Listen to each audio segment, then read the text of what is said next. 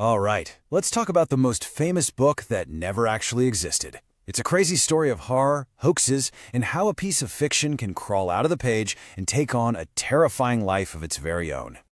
You've probably seen it, right?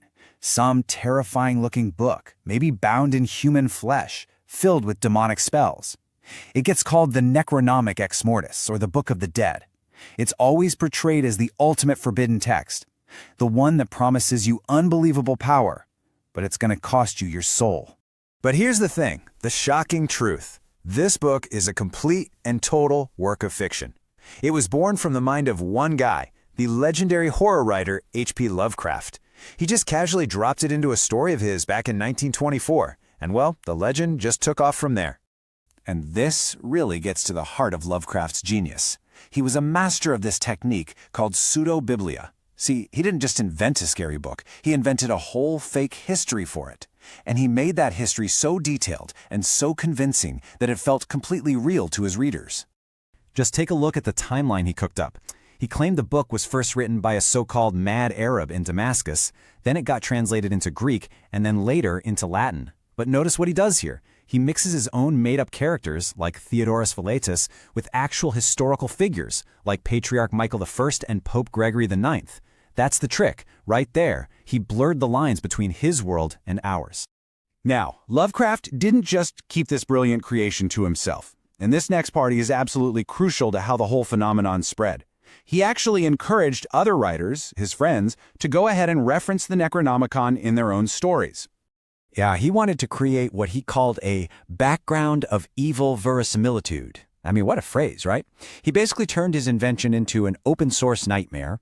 The idea was simple. The more authors who mentioned the book, the more real it would seem to everyone. He was building a shared universe of horror, and honestly, it grew far beyond anything he could have controlled. And from that point on, the Necronomicon just exploded into pop culture. I mean, its most famous role is probably in the Evil Dead movies. That's where it's called the Naturum Demonto. But it didn't stop there, not by a long shot. The book started making these little guest appearances in other massive horror franchises. It pops up in Friday the 13th, you can spot it in Pumpkinhead. It became the ultimate symbol for forbidden, evil knowledge. So with this book showing up everywhere, from short stories to the big screen, you can probably guess what happened next. The public started to wonder, wait a second, could the Necronomicon actually be a real book? And this is where the story gets even more bizarre. People asked Lovecraft about it all the time, and he always gave the same answer. He just flat out denied it existed. He'd say, look, there never was any Abdul Alhazred or Necronomicon, for I invented these names myself. Pretty clear, right? But it didn't matter. His fake history was just too convincing. Even though he kept denying it, librarians started getting flooded with requests for the book. People were genuinely trying to find it in real libraries and special collections. It even got to the point where some pranksters famously snuck a card for the Necronomicon into the card catalog at Yale University's library. Imagine finding that! This widespread confusion, disbelief, it all eventually led to the book making its final, and you could argue its most bizarre leap of all. From a fictional horror prop to an actual text used in real-world occultism. So in the 1970s, this incredibly popular hoax version called the Simon Necronomicon gets published, and it is so cleverly done. Look at how it works.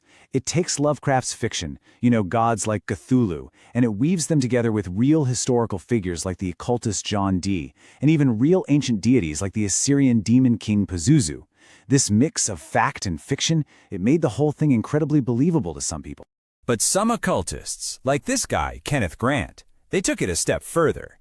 Grant started something called the Typhonian tradition, and his theory was wild.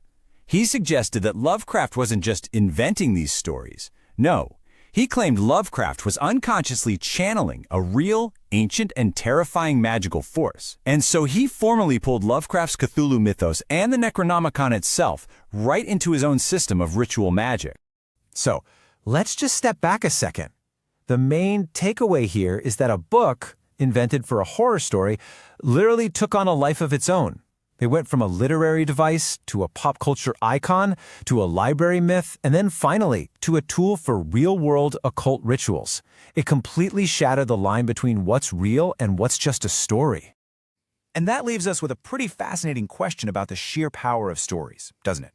It shows how a story, if it's compelling enough, can literally claw its way into our reality. It can create its own history, its own believers, and its own dark legacy. So you have to ask, at what point does a lie become something more?